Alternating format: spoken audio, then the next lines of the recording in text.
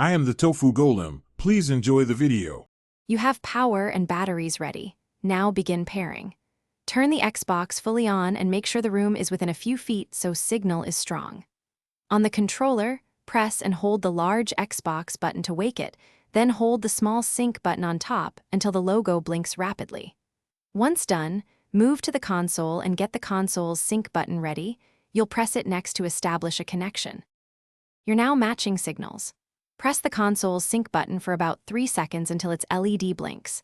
The controller's Xbox button will pulse quickly as it searches. When the two find each other, the controller light will stop pulsing and remain solid. That confirms pairing.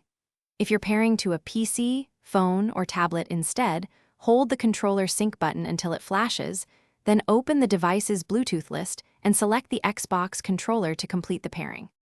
Finish by confirming the controller's Xbox light is steady and pressing a few buttons to test navigation and input. Make sure to update controller firmware via Settings, Devices, and Connections accessories. Updates fix connectivity bugs. If pairing fails, try a wired USB connection to the console to force sync and update, swap batteries or recharge, and reboot the console or Bluetooth host.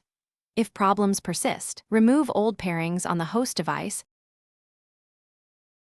Thanks for watching. Consider subscribing if we helped you today.